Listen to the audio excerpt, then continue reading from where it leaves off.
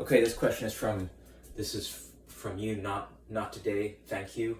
And your question is, how do you explode past defenders? The way you explode past defenders, there's a few ways, right? So you want to improve your ball control, because the more control you have and more awareness of where the ball is at your feet, just that alone, the increase of awareness can make you more explosive. So there's one dribbling sequence in particular that came to mind when I read your question, and it goes like this. It's called the Tom Turnbull dribbling sequence. It goes outside, outside, inside, outside, inside, outside, outside, inside, outside, inside, outside, outside, inside, outside, inside. You want to say this out loud when you're doing it, and you want to go slow in the beginning, right? Slow is smooth, smooth is fast. The reason why it's so effective is because it's easy to memorize. Since it's easy to memorize, it becomes easy to execute, right? You don't want to be thinking about dribbling and exploding past a defender when you're going to go do it. You want it to be second nature. So by saying it out loud, it's going to help your mind-body connection. It's going to turn it into muscle memory. So you want to repeat this over and over and over for a few minutes a day, or before practice, after practice, whenever you have an opportunity. Right, I'm in my kitchen. You could do it wherever, right? Outside, outside, inside, outside, inside. You just repeat that over and over and over out loud when you're walking to school, or you're on vacation, or you're wherever, everywhere, right? Over and over and over. Outside, outside, inside, outside, inside. Outside, outside, inside, outside, inside. The second reason why this is so effective is because it becomes a connector of moves. You'll start to go outside, outside, inside, outside, scissor, outside, outside, inside, outside, elbow, right? So it becomes a foundation of dribbling, and it makes all your other moves more effective. So for those reasons, this is what you want to practice to become more explosive, because your ball control's improved, and since you have more control, you have a better awareness, so that now you can penetrate space more effectively and have the ball under control. There are some things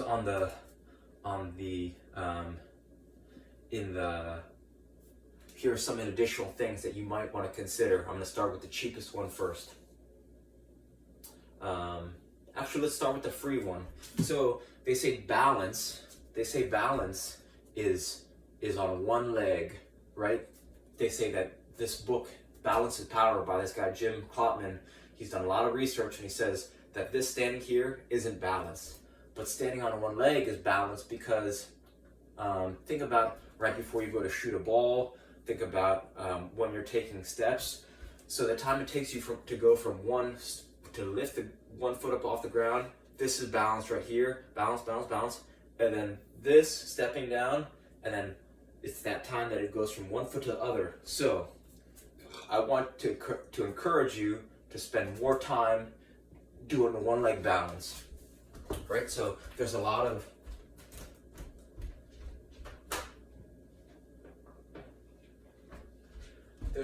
different balance tools that you might want to consider investing in to improve your one-legged balance. And it doesn't really matter which balance tools you use, just as long as you're incorporating some into your daily routine, right? A little bit each day can have a huge impact on your total performance. So if you're doing each one of these things, I could start getting into one-legged balance, especially if I'm just at a standing desk, right? I think that's a smart investment of your time and energy to spend more time if you have a counter, if you have a table, and doing more work, because now you could start passively getting into one-legged balance, right? And then you start to switch feet. You could start to use some different tools to get into one-legged balance. So it's almost this passive training that you don't even think about. It's going to become second nature that you're spending more time standing. And look, each one of these tools, you could start to get into that one-legged balance, and then before you know it, since you have a better control of your one-legged balance, you're going to become more explosive, right? Just understanding where your body is in time and space is going to allow you to be more effective, and put your strength is going to allow you to apply your strength more effectively. So, right, Amazon Basics wobble board, right? I'm not sure, this was a gift, but it's, it's probably between 20 and 30 bucks, right? If, not that much. So you could get a foam pad, even a basketball. If you inflate a basketball, then you could start standing, right?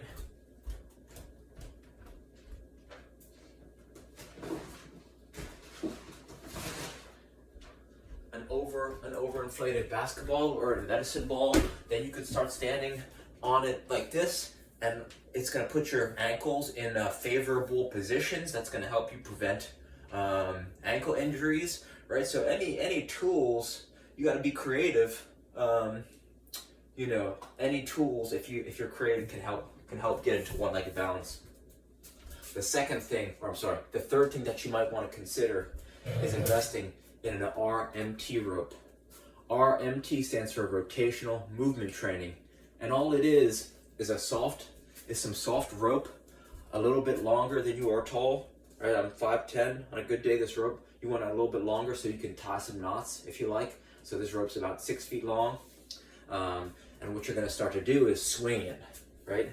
And the reason why this is so powerful and no one's talking about this in terms of youth soccer development, is the reason why it's so powerful is because the body's connected from fingertips to your toes, right?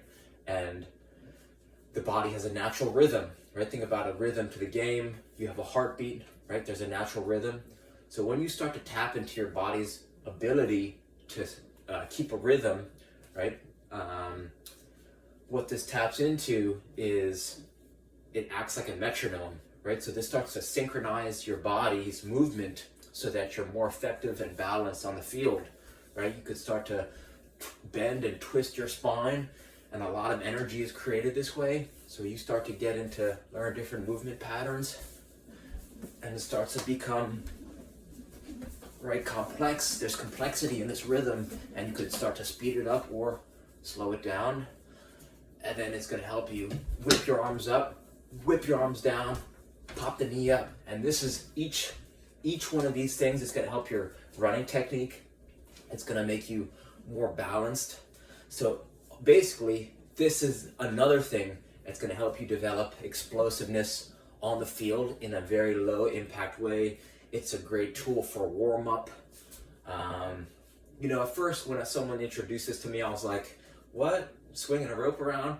I didn't really understand it, but until you start swinging it around, you'll start to feel the power. And I noticed immediately my juggling improved. When my juggling improved, my passing improved, my shooting improved, my finishing improved. Everything got better on the field as well as off the field. I noticed that even it just allows you to I just felt more dynamic mentally and physically, if that makes sense. But anyway, right? So just a length of rope, doesn't matter how thick, whatever feels comfortable in your hand, and you want one that's a little bit softer so it doesn't chew your hand up. So I hope some of these ideas help, and reach out with any more questions. All right, thank you.